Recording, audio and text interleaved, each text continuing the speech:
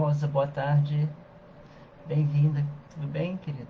Ei, Carmencita, boa tarde. Cláudia, boa tarde.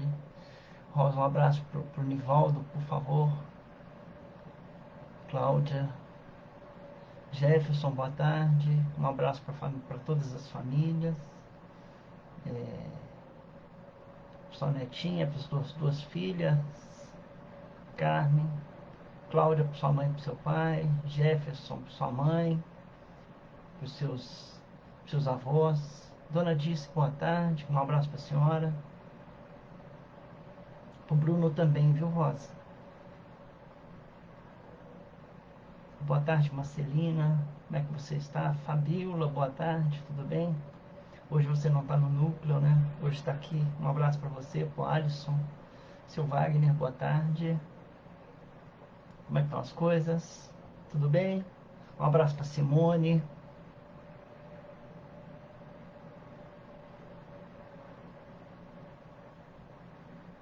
Daqui a pouco nós vamos começar. Eu cheguei um pouco atrasado hoje. 2 minutos. Ei, Simone, tudo bem? Boa tarde para você. Chegou junto com o Wagner? Muito bom. Obrigado pela presença. Muito obrigado, dona Dice. Um grande abraço para a senhora. Nós vamos falar sobre ação e reação hoje, causa e efeito. E nós vamos dar alguns minutos, só alguns minutos, para mais 1 ou 2 minutos, para que as pessoas possam aparecer mais, né, mais gente, não sei. Aqui parece que tem, já está chegando. Seu Alziro, boa tarde, tudo bem? Com o senhor, um abraço para o senhor, para a família.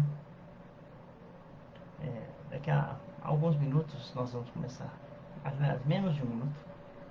Né? Vamos só nos colocar prontos para receber, principalmente para receber, né? É, é, e dar um pouco da nossa boa vontade para ouvir. A minha voz está saindo clara, bonitinha. O ventilador é aquele negocinho ali, ó, aquela torre ali.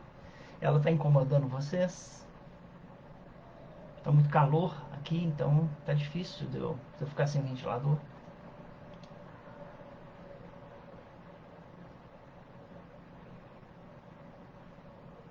Ô Marcelino, um abraço pro Marcelo, Marcelinho, tá bom? Ah, então tá bom, Rosa, obrigado por responder, tá bom? Vamos agradecer a Deus numa oração, pedindo ao Pai que possa derramar sobre os nossos corações a sua luz de amor, de bondade, misericórdia. Aí a Jesus, nosso Mestre, que possa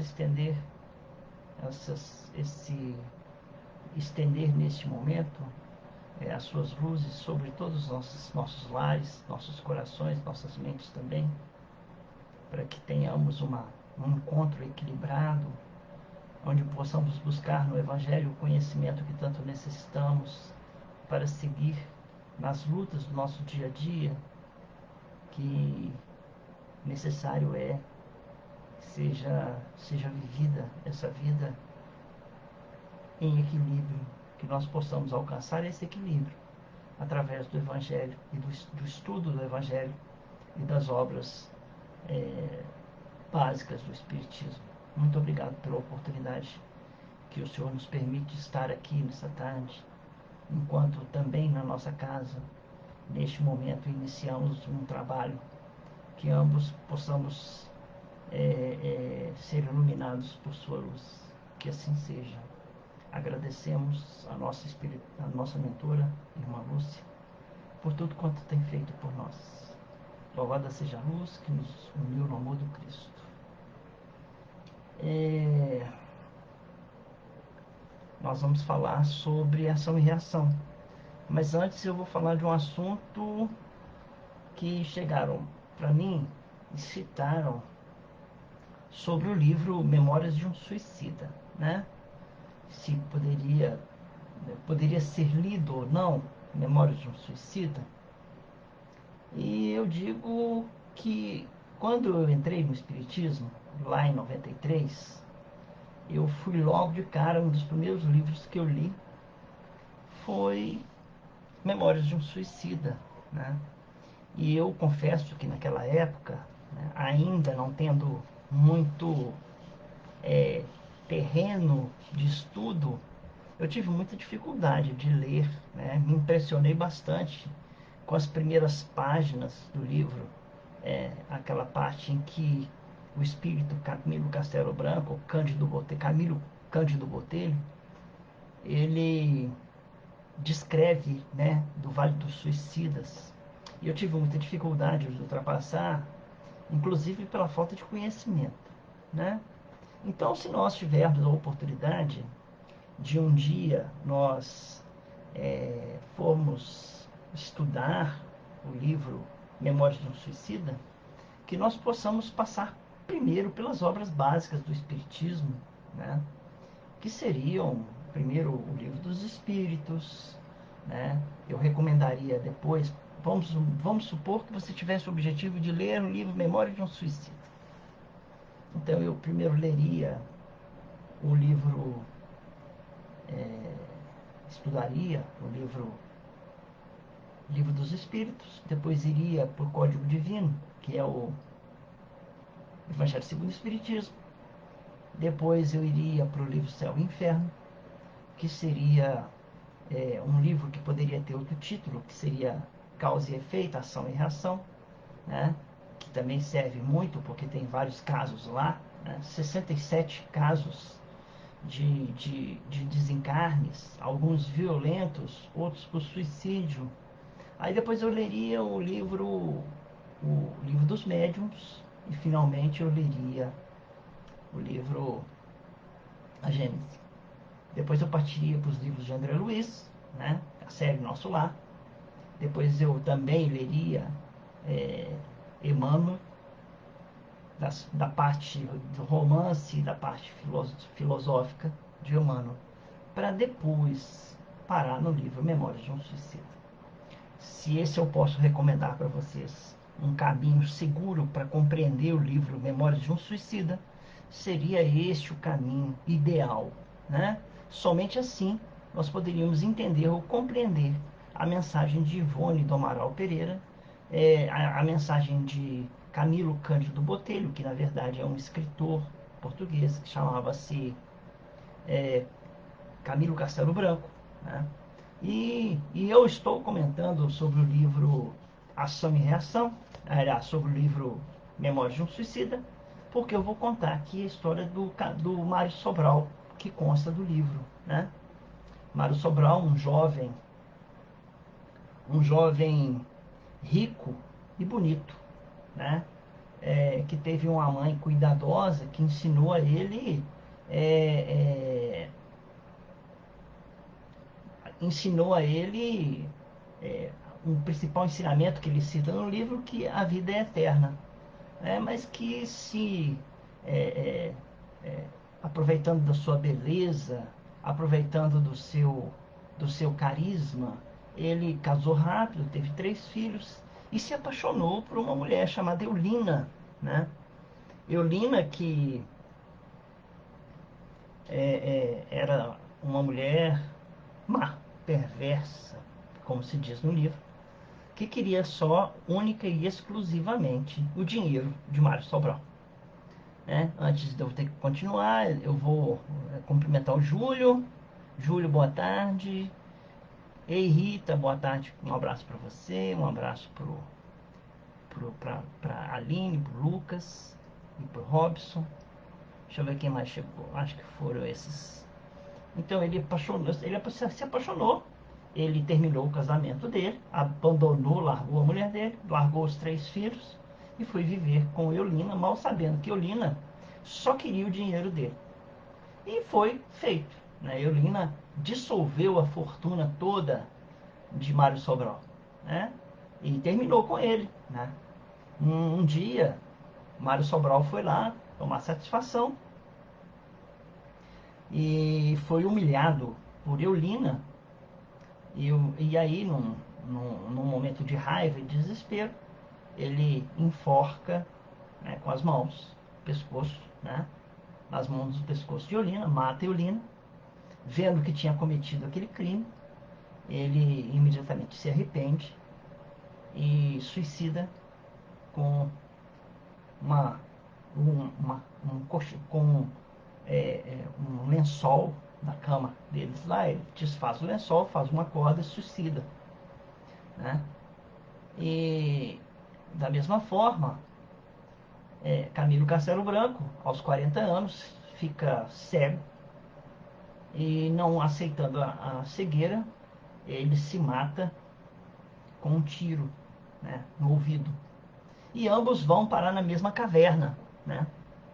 Ambos vão parar na mesma caverna, lá no Vale dos Suicidas. São recolhidos depois de alguns anos, né, para o hospital na Maria Serva do Senhor, onde o nosso irmão Mário Sobral logo percebe, né, a possibilidade de reencarnar.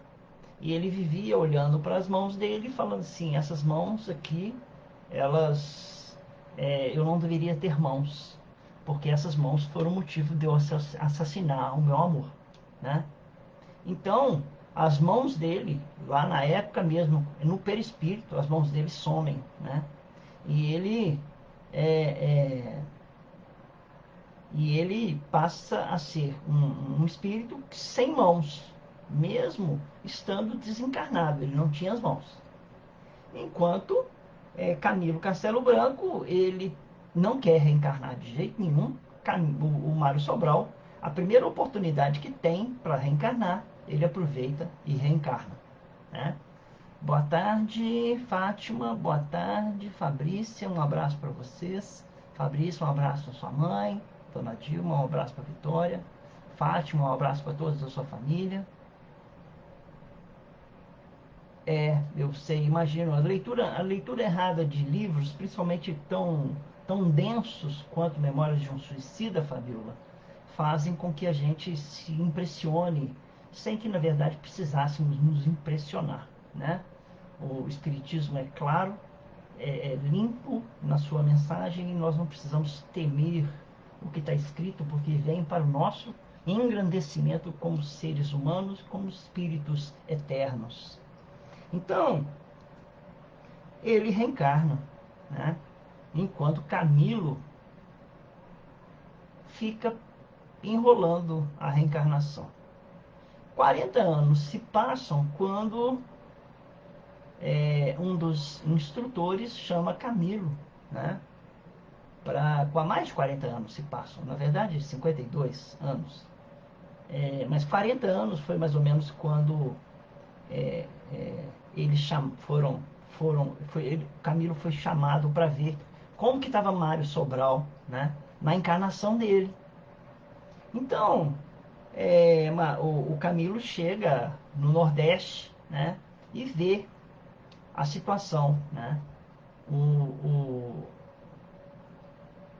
o Mário Sobral, ele tinha sido abandonado pela mãe, né, quando viu que ele não tinha mãos, né? Então a mãe, horrorizada, né, deu ele a uma lavadeira, né, num conglomerado, numa comunidade. Hoje, né, não se fala favela, mas no Nordeste, num lugar paupérrimo, né, dá a ele a oportunidade de viver, quer dizer, não mata o menino. É, é, é, então, vocês me desculpem, mas meu telefone, eu acabei de abaixar ele aqui. Então, quando Camilo chega na casa muito pobre, ele vê que o Mário Sobral tinha uma irmã, né? E essa irmã cuidava dele, né? E que o Mário Sobral tinha dispneia, né, que era um problema respiratório causado pelo suicídio por enforcamento, e não tinha mãos. E ele passava muita dificuldade. E ele ia desencarnar aos 60 anos, a mesma idade em que ele matou a mesma idade em que ele teria morrido na vida anterior. Quando Camilo verifica isso, verifica que a menina é Eolina, que tinha se arrependido daquilo que tinha feito com Mário Sobral e pediu nova encarnação junto com, com Mário Sobral. E os dois eram irmãos de criação, né? Irmãos de criação, arrependidos da atitude que tiveram na vida anterior. Ação e efeito, fala causa e efeito, ação e reação. Imediatamente Camilo decide reencarnar novamente, vendo o amigo Mário Sobral tendo praticamente solucionado, né, o seu problema. Ele ainda teria anos a viver, mas contente dele ter solucionado, né, e esquecido, e estar junto de Eolina, né, aquele a quem ele amava muito, e os dois se amavam, né. Isso foi muito interessante. E eu estava fazendo um estudo em cima disso. O que o Mário Sobral tinha era culpa, né? E um espírito chamado também, coincidentemente, Camilo, do Raul Teixeira, ele diz assim, que a culpa acompanhará o culpado até que ele consiga dela libertar-se pelo reajuste da própria consciência. E o que estava acontecendo ali naquela situação do livro Memórias de um Suicida era o reajuste da consciência de Mário Sobral. Reajuste esse que também foi oferecido ao espírito Camilo Castelo Branco. E também foi oferecido a todos nós, a oportunidade de reencarnar. Então, a nós é oferecido muitas oportunidades, são oferecidas muitas oportunidades, né, de reencarne, muitas oportunidades de refazer os caminhos, porque nós erramos bastante no passado. Mas carregar culpa nunca é bom, e nós somos convidados a refazer a nossa caminhada justamente para que a culpa não nos acompanhe pela eternidade, né? Segundo o livro, segundo o estudo que nós já fizemos esse ano, Código Penal da Vida Futura, parte 1, Código Penal da Vida Futura, parte 2, o caminho para que a culpa se dissolva durante as reencarnações, né, é o desejo, o arrependimento, né, a expiação e a reparação. Então, nós não estamos dizendo que Mário Sobral resolveu o problema da sua vida. Não, ele não resolveu o problema da vida dele, não. Ele ainda estava resolvendo o problema do assassinato e ainda estava resolvendo o problema do suicídio. Depois dele resolver isso, ele voltaria a trilhar o caminho que ele estava trilhando antes de cometer o ato de assassinar e de se matar. Então, a nós, muitas vezes, são dadas oportunidades para nós refazermos determinada trama que ficou muito pesada para nós resolvermos, carregando muita culpa. Eu não sei se vocês têm esse problema, mas muitas vezes a culpa é algo que surge na cabeça da gente e a gente não sabe de onde que vem. A gente faz o melhor da gente e mesmo assim se sente culpado. A gente dá o melhor da gente e mesmo assim se sente meio triste, meio cabisbaixo, meio descontente com as nossas ações, né? Então, o que nós somos convidados muitas das vezes é refazermos essa caminhada para que a culpa que nos acompanha, né, ela não fique por muito tempo em nós e nós tenhamos a oportunidade de reparar as faltas que cometemos no passado. Quem vai no Evangelho segundo o Espiritismo, então o que eu falei? Falei, primeiro eu leria o livro dos Espíritos, depois eu leria o livro, o Evangelho segundo o Espiritismo, como segundo livro. Né? Eu, Renato, leria, né? Embora muitos falem, primeiro leia o livro dos Espíritos, depois leia o livro dos Médios, depois leia o Evangelho. Eu prefiro ler primeiro o livro, depois o Evangelho, depois o livro dos Médios.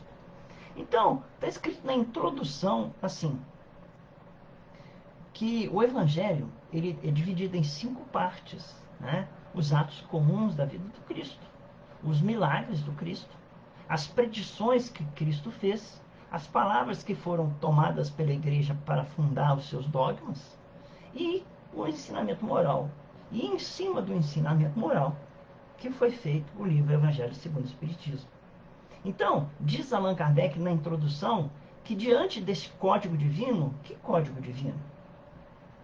O Evangelho. Diante do Evangelho, a própria incredulidade se curva. Então, diante do ensino moral do Cristo, aqueles que não creem, eles se curvam mesmo assim. Por quê?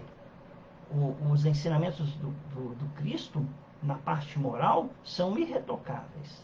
Né? Eles são perfeitos. Aquele que ouve, perdoa, né? Ele não tem o que dizer, não tem o que perdoar.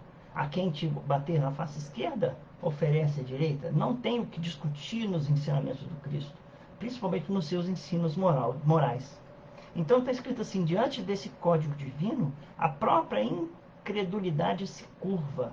É terreno onde todos os cultos podem reunir-se, estandarte sobre o qual podem todos colocar-se, quaisquer que sejam as suas crenças, por quando jamais ele constituiu matéria de disputas religiosas, que sempre e por toda parte se originaram das questões dogmáticas.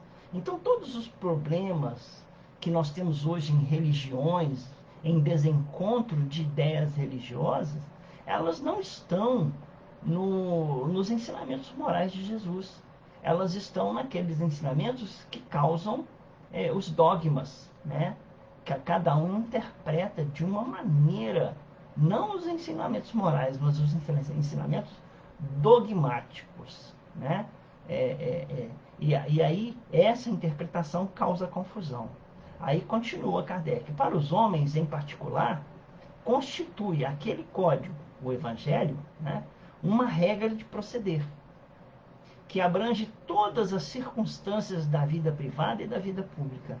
Então, o Evangelho, no sentido de que nós estamos conversando sobre como agir e como a vida reage às nossas ações, aquilo que nós decidimos agir, como, né, que as circunstâncias abrange todas as circunstâncias da vida privada e da vida pública.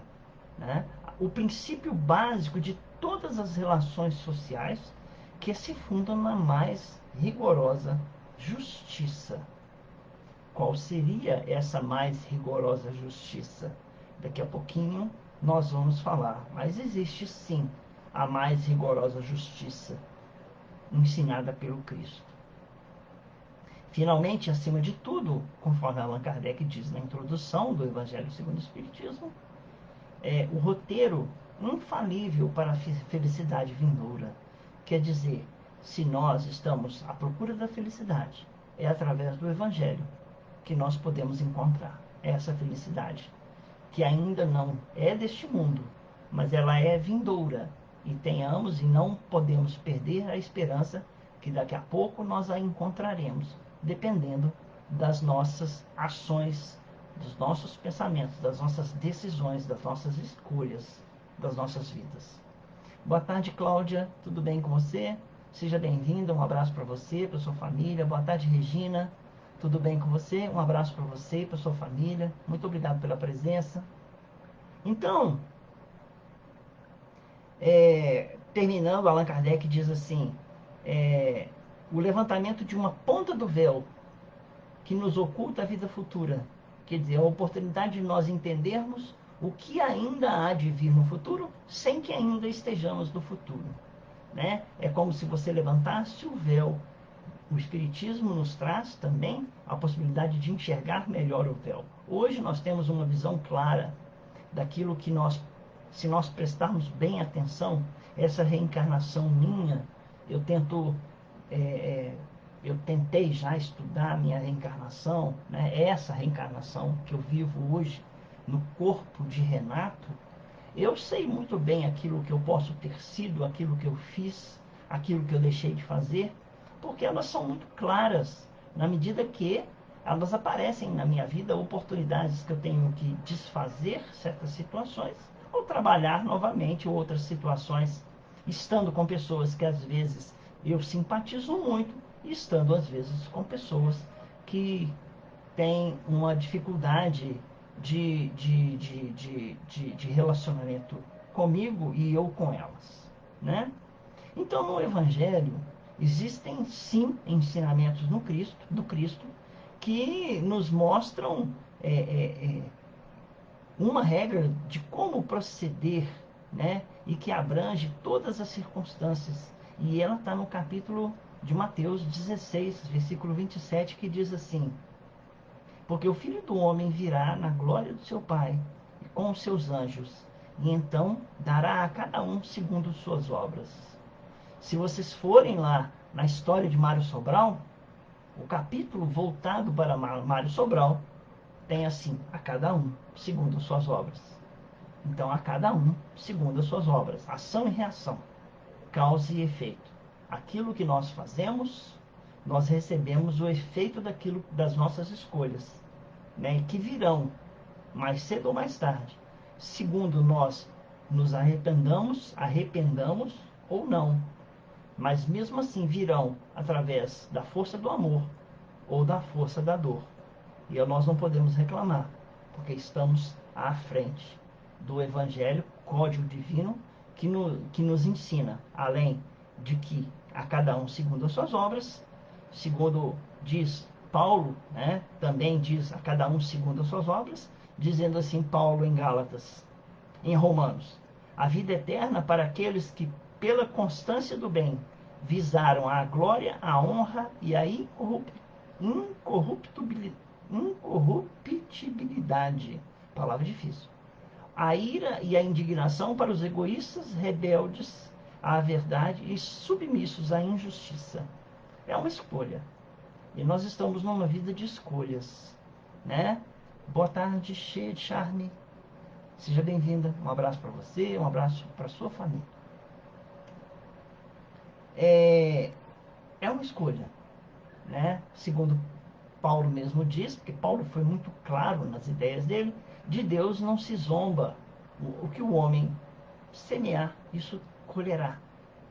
Quem semear na carne, da carne colherá corrupção. Quem semear no espírito, do espírito colherá a vida eterna. Porque nós podemos escolher, né, se uma ação benéfica será benéfica a nós no corpo físico somente, ou se uma ação será benéfica para o nosso espírito eterno. E isso vai dar a nós a medida exata, né, se escolhemos a corrupção ou escolhemos a vida eterna. A corrupção vem da carne, a vida eterna vem do espírito, né? Enquanto nós podemos olhar Mário Sobral dizendo assim, através de Mateus capítulo 5, versículo 26: assume logo uma atitude conciliadora com seu adversário, enquanto estás com ele no caminho, para não acontecer que o adversário te entregue ao juiz, e o juiz ao guarda, e assim sejas lançado na prisão. Em verdade te digo, dali não sairás, enquanto não pagares o último centavo. Então, Camilo demorou 52 anos para descobrir essa verdade. Ele ficou 52 anos com medo de reencarnar, com medo de falir novamente. Porque ele ficou cego aos 40 anos e não suportou, sendo um escritor famoso, não suportou a cegueira e deu fim à sua vida, não sabendo que a vida não tem fim. A vida é eterna, o espírito é eterno. Então ele teve que fazer e passar por vários anos no Vale dos Suicidas, né, sofrendo, em primeiro lugar, das atitudes que ele cometeu. Uma delas foi atentar contra a própria vida. Existe uma outra passagem do Evangelho, nós estamos falando de ação e reação, né? Aquela ideia de que se você mandar uma bolinha, né, na parede, a bolinha vai voltar com a mesma força para você, né? Ação e reação. Existe uma passagem do Evangelho, quando o soldado romano ele vai prender Jesus, Pedro saca uma espada e corta a orelha do soldado. Jesus pega a orelha e cura ou cola a orelha do soldado, né? E diz assim para Pedro: Pedro, Pedro, aquele que fere pela espada, morre pela espada. Ação e reação. Mas se a gente estudar direitinho, o que Jesus falou com ele foi sobre a lei, foi a pena de talião, né? A pena de talião é aquele que mata pela espada, morre pela espada. E Jesus usou a pena de talião para Pedro, dizendo a Pedro: Pedro, aquele que mata pela espada, morre pela espada. Por que ele não ensinou a ele a lei do amor? E Emmanuel, no livro Consolador, na pergunta 272, ele faz essa pergunta, né? Fazem essa pergunta para Emmanuel responder: qual o significado da lei de Talião, olho por olho, dente por dente, em face da necessidade da redenção de todos os espíritos pelas reencarnações sucessivas? Então, de que vale ter a lei de olho por olho, dente por dente, se os espíritos têm hoje a reencarnação sucessiva?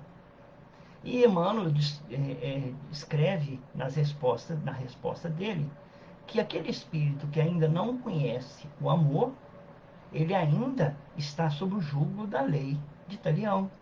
A lei de Talião, escreve ele, prevalece para todos os espíritos que não se edificaram ainda no santuário do amor nos corações.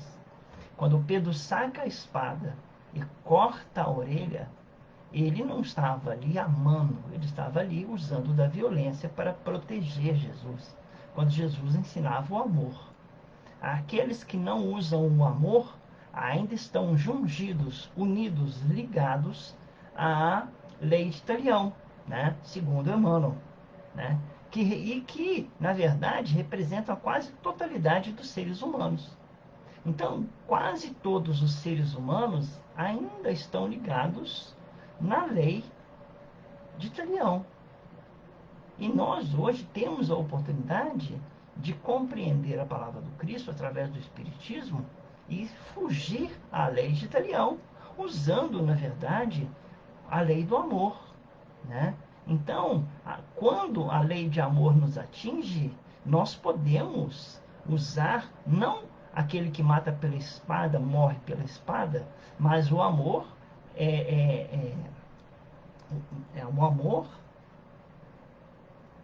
cobre uma multidão de pecados.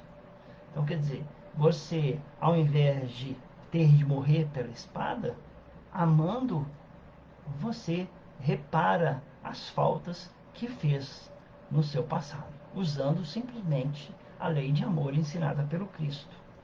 Diz ainda Emmanuel: presos ainda milênios do passado, não cogitaram de aceitar e aplicar o Evangelho a si próprios, permanecendo encarcerados em círculos viciosos de dolorosas reencarnações, expiatórias e purificadoras.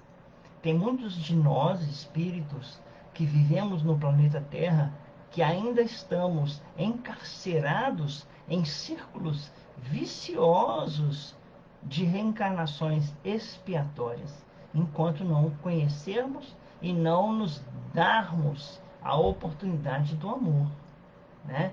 Então, Moisés, diz Emmanuel, proclamou a lei antiga, muitos séculos antes de Jesus. Como já foi dito, o profeta hebraico, Moisés, apresentava a revelação uma face divina da justiça. Mas com Jesus, o homem recebeu o código do amor, o código perfeito do amor. Se Moisés ensinava olho por olho, dente por dente, Jesus Cristo esclarecia que o amor cobre uma multidão de pecados. Então, nós temos a escolha se nossa vida vai pela lei de Talião, olho por olho, dente por dente, ou se a nossa vida vai pelo amor, cobre uma multidão de pecados. E está nas nossas mãos essa escolha.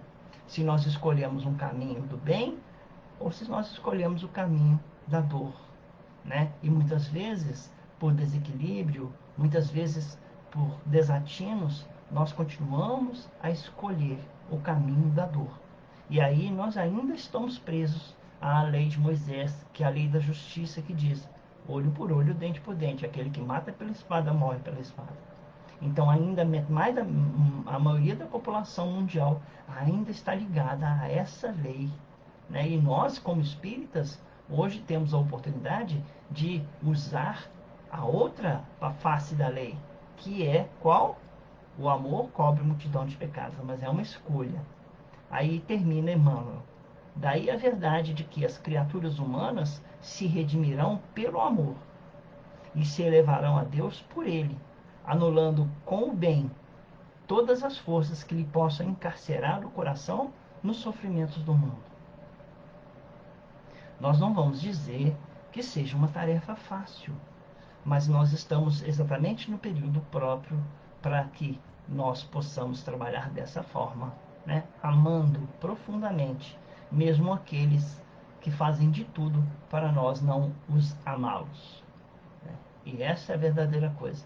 Quando alguém nos convida a odiar e nós preferimos amar, estamos optando pelo amor ensinado por Jesus. Quando alguém nos chama a odiá-los e nós aceitamos o convite e os odiamos, nós estamos aceitando Moisés ainda na nossa vida, que fala: cuidado, olho por olho, dente por dente, aquele que mata pela espada morre pela espada. E é uma escolha nossa. A ação e reação sempre existirá, e a forma como ela atuará em nós, ou será pelo amor, ou será pela dor. Uma escolha nossa. E nós não podemos reclamar da justiça de Deus. Ela está lá, dando a nós a oportunidade de escolher. Qual que nós escolhemos? Aquela que nós escolhemos é aquela que responde a uma questão. A vida nos dá aquilo que nós damos à vida. Se nós damos à vida amor, receberemos amor. Se nós damos à vida a dor, nós receberemos a dor. É uma escolha pessoal. Então, olhando ainda esse lado, né, da ação e reação, nós trouxemos também um texto do livro, de 2 livros a mais, Pensamento e Vida e Ação e Reação, né? Boa tarde, Silvana, seja bem-vinda. Deus te abençoe, a você e a sua família. Onde que nós temos a grande oportunidade de trabalhar esse amor? Na lei de ação e reação, na lei de causa e efeito. No lar. Então diz assim no livro, no capítulo 18, Sociedade, do livro Pensamento e Vida: o lar coletivo, definindo afinidades raciais e interesses do clã, é o conjunto das emoções e dos pensamentos daqueles que o povoam. Entre as fronteiras vibratórias que o definem, por intermédio dos breves aprendizados berço-túmulo, nos que denominamos existências terrestres, transfere-se a alma de posição a posição, conforme os reflexos que haja lançado de si mesma e conforme aqueles que haja assinalado no ambiente em que estagiou. Então todos nós estamos presos nessa sociedade entre o berço e o túmulo, na família, no lar, né? O que irá definir a afinidade, a necessidade que nós temos. Eu nasci no Brasil, eu nasci em Belo Horizonte, eu nasci em determinada família, eu nasci com uma determinada dificuldade financeira, eu nasci com um determinado, numa determinada religião, eu nasci num determinado pensamento paternal, eu nasci num determinado pensamento maternal, e eu fui encaminhado a minha vida inteira, né, pelos meus pais, moldado, e depois eu comecei a fazer as minhas escolhas, porque é na sociedade que eu vou começar, né, a fazer essas escolhas. Então, o lar coletivo define afinidades raciais e interesses da minha família, né? Onde há um conjunto de emoções e pensamentos daqueles que estavam comigo na minha infância, na minha juventude e atualmente também no meu círculo familiar. E só que esse círculo aumentou e hoje ele envolve as pessoas que trabalharam comigo no meu emprego, onde eu aposentei, as pessoas que estão comigo no núcleo, onde eu exerço uma oportunidade de trabalho fraterno, né, comigo e com as pessoas que estão ao meu redor. Então, em primeiro lugar, Emmanuel fala sobre a sociedade, mas depois ele fala do berço. Todo berço de agora retrata o ontem que passou. Pensando na figura de Mário Sobral. Mário Sobral nasceu com um problema sério de respiração, sem as mãos.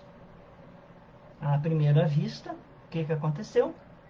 Alguém diria e fala assim: coitado desse espírito, nasceu sem mãos e com um problema tão sério de dispneia. Será que Deus é justo dar a ele essa situação? Por que será que Deus agiu assim com ele? Então, Emmanuel, o nosso irmão Emmanuel diz assim no livro: retomamos assim, através do berço, o contato direto com os nossos credores e devedores. Então, a lavadeira que pegou ele, né, a mãe não quis, entregou para uma lavadeira que morava numa comunidade muito pobre. Então tá. Essa comunidade muito pobre, onde ela morava, ela tinha uma filha dela. Mesmo tendo uma filha e vivendo em dificuldade, ela aceitou aquele espírito que não tinha mão, mal sabendo que a filha dela era Eulina, né? Eulina, que havia pedido para resgatar Mário Sobral daquele erro que ela havia cometido, que ela se arrependeu. Mesmo sendo assassinada por Mário Sobral, ela pediu a oportunidade de renascer com ele. É o amor funcionando. É o amor fazendo seus efeitos. E é no berço que foi tudo retratado. O berço de agora retrata o ontem que passou. Se nós estamos na família que nós estamos, se nós estamos vivenciando isso que nós passamos hoje, tem um porquê. O berço que nós nascemos retrata o nosso passado. As situações que passam em nossas vidas mostram aquilo que nós fizemos no passado. É tão claro para mim determinadas coisas que acontecem na minha vida que às vezes eu não precisaria de ninguém chegar e falar assim: o que eu fui no passado? O que eu fiz no passado? Como que eu fui mal ou bom no passado? Se todas as respostas, se eu estiver atento, se nós estivermos atentos, nós conseguiremos acessar as respostas só fazendo um estudo da nossa vida. Eu fui mal, eu fui desequilibrado, eu fui religioso, etc, etc. Uma das coisas que eu sei, né? E que eu posso dizer aqui, que o resto não adianta dizer, porque está aqui só dentro da minha cabeça. Então é dessa maneira que comumente renascemos na Terra, segundo as nossas dívidas ou conforme as nossas necessidades. Se nós não estamos devendo, nós estamos necessitando. Então, ou segundo as nossas dívidas, ou segundo as nossas necessidades, nós renasceremos e teremos uma família. Essa família nos guiará naquilo que nós precisamos, né, trabalhar nessa encarnação, visando um futuro próximo, né? E se tivermos a necessidade e se tivermos a oportunidade, que nós escolhamos o Evangelho em nossas vidas para quê? Para que nós possamos seguir firmes, sendo encaminhados pela luz do amor ensinado por Jesus e não pela lei de Talião ensinado apresentado por Moisés, né? Então, ou conforme, assimilando para este fim a essência genética daqueles que se nos afinam com um modo de proceder e de ser. Então, quer dizer, aí entra sim a parte genética. Muitas vezes precisamos passar por certas doenças, precisamos passar por certas enfermidades, né, que só a genética daria a nós a condição, né, de passarmos por uma família em que eu teria que geneticamente passar por um problema. E muitas vezes acontece também. Somos encaminhados para uma família onde geneticamente teremos doenças X ou Y, né? Que é a necessidade que teremos que passar daqui a pouco, ou daqui a qualquer hora, né? E no livro Ação e Reação, eu recomendo vocês que queiram ler esse livro, leiam Ação e Reação, André Luiz, o nono livro do André Luiz, se eu não me engano, o nono ou sétimo, de 7 a 9, Ação e Reação, né, em que fala assim: no plano físico, muitos de nós supunhamos que a morte seria o ponto final dos nossos problemas, enquanto outros muitos se acreditavam privilegiados da infinita bondade, por haverem abraçado atitudes de superfície. Né? Atitude de superfície, vocês entenderam o que significa isso? A atitude de superfície é aquela que você é aquilo que você aparenta ser. Você não é aquilo que é. Você é apenas uma aparência.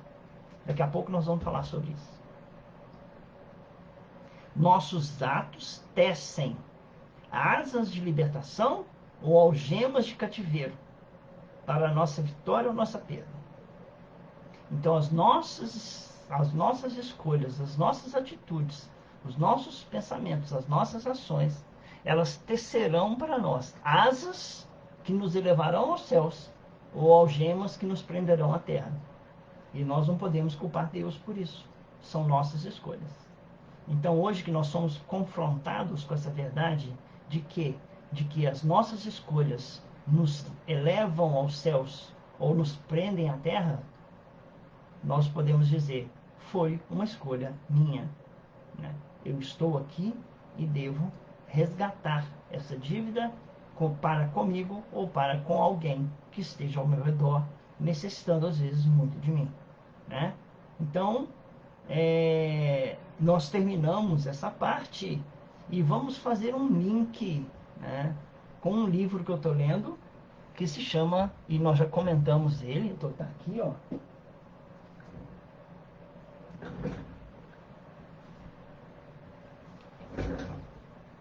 Psicologia da Gratidão. Recomendo também a quem quiser ler esse livro um pouco, né? É muito bom. Eu não sei se nós ainda estamos aprendendo o suficiente o que seja gratidão. Né? Tem a oração de Ho'oponopono, né? Que termina com sou grato. Né? Sinto muito, me perdoe, te amo, sou grato. Vocês já pensaram na palavra gratidão? Eu não sei. Joana de Ângeles, diz o nosso irmão Chico, Divaldo, que Joana de Ângeles se apresentou a ele e falou assim, hoje, a partir de amanhã nós vamos escrever um livro só sobre gratidão, Divaldo. Aí você, mas eu acho que não tem muito material para se escrever sobre gratidão, não tem? Aí ela escreveu um livro, né, de 240 páginas, né, só sobre a gratidão. Né? Então ela é bom que a gente entenda, né, as oportunidades que nos são dadas para nós refazermos a nossa caminhada, retificarmos alguns caminhos, algumas escolhas, e esquecemos de agradecer a Deus por essas oportunidades. Em todas as circunstâncias neste planeta Terra, temos um lado bom e um lado ruim, um lado luz e um lado sombra. Tudo que eu estou escrevendo aqui é baseado na Joana de Ângeles, tá bom? Nesse livro. Em todas as circunstâncias, repito, neste planeta Terra, temos um lado bom e um lado ruim, um lado luz, um lado sombra, um lado yin, um lado yang, um lado fraco, um lado forte, um lado masculino, um lado feminino. E é a vivência em ambos os lados, nesta ambivalência, que nos traz a possibilidade de aprendizado, do crescimento como seres humanos e como seres espirituais, do descobrimento, do autoconhecimento e da transformação.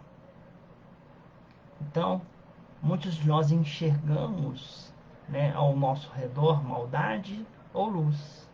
Enxergamos pessoas boas e pessoas ruins. Às vezes nos analisamos e descobrimos em nós que fizemos coisas muito ruins no passado. Descobrimos que o Espiritismo nos ajudou bastante e que hoje somos capazes de fazer coisas boas. Então nós estamos vivendo e convivendo com os nossos lados bons e ruins ao mesmo tempo. Então, aquilo que nós somos e aquilo que nós aparentamos ser. Nós convivemos frequentemente. Muitas vezes eu venho aqui, falo uma coisa e digo assim, nós devemos perdoar. Ok. Aí chega alguém e me fala alguma palavra chata lá embaixo e eu não consigo perdoar. Aí um lado meu fala assim, mas você acabou de falar com aquela pessoa que você deveria perdoar. E por que, que você não perdoa? Né? Então nós somos chamados desse convite é, é, é, a verificar que nós convivemos com aquilo que nós somos e aquilo que aparentamos ser, que são nossas sombras, diz Joana de Ângeles. Nós temos assim um homem novo que luta para vir à tona e um homem velho que luta para não se transformar. No livro é, Reforma Íntima Sem Martírio, a irmã Stufo diz assim, que nós precisamos aproximar o homem velho do homem novo. Né? O Evangelho está escrito, né, que nós precisamos, nós não podemos colocar remendo velho no homem novo, né? Quer dizer, nós não podemos colocar remendo velho numa calça nova, né? Porque não dá. Então, muitas vezes nós somos convidados a nos transformar em homens novos. Mas o que irmã Stufo diz é que foi o homem velho que nos trouxe até aqui, né? Que ele, o homem velho que nos trouxe até aqui, apesar dos seus vícios, tem muitíssimas qualidades, é forte e precisamos dele para seguir em frente. Então, o que nós precisamos fazer não é abandonar o homem velho e fazer nascer o homem novo. Nós precisamos convidar o homem velho a se transformar no homem novo. Porque o homem velho tem muitas qualidades e nós precisamos desse homem velho. Porque é ele que nos trouxe até aqui. É o homem velho que me trouxe até aqui para fazer essa palestra. O homem novo também está lutando para se transformar naquilo que eu estou falando. Então, se nós estamos vivendo no Espiritismo, encontramos muitas vezes nas nossas atitudes um desejo de ser um homem novo. Mas encontramos em nós, às vezes, também coisas que nos mostram que ainda somos homens velhos e precisamos modificar. E o que é o grande esquecimento em tudo isso que nós estamos falando? Gratidão. Porque nós esquecemos de agradecer a Deus por tudo isso que nós somos, né? Tudo isso que nós somos é que muitas vezes achamos em nós um lado ruim e um lado bom, que nós devemos aproveitar o lado ruim para crescer, assim como nós devemos aproveitar o lado bom para crescer. Ela diz assim, Joana de Ângeles, a tempestade vergasta a terra e despedaça tudo quanto encontra ao seu alcance, semeando pavor e destruição. Logo que passa, a vida renova a paisagem, recompõe a flora e a fauna, restitui a beleza, num ato de gratidão à ocorrência agressiva. A natureza responde em forma de renascimento, uma tempestade que arrasou tudo. O solo, sulcado pelo arado, agradece o lavrador que o feriu, reverdecendo, transformado e estuante de vida. Mesmo a erva má que nasce no lugar agradece também, cercando de flores na primavera. Então, são nos momentos mais difíceis, nos momentos em que às vezes surge um momento difícil, que nós esquecemos de agradecer. Agradecemos pelas coisas boas que nos acontecem, deveríamos também agradecer pelas coisas ruins que nos acontecem. Porque vamos imaginar, se eu corto a minha mão aqui, aqui vai cicatrizar e aqui vai formar uma pele mais dura, mais forte. Então, onde surgiu um ferimento, surgirá uma cicatriz. E a cicatriz é uma pele mais forte. Então, nós temos que gratidão significa o quê? Amadurecimento psicológico. Porque aquele que assim age descobriu que tudo quanto lhe acontece depende de muitas pessoas que o auxiliaram a chegar no lugar onde que a gente se encontra agora. Muitas das coisas que aconteceram comigo, muitas pessoas trabalharam para eu estar aqui neste momento da minha vida. Muitas pessoas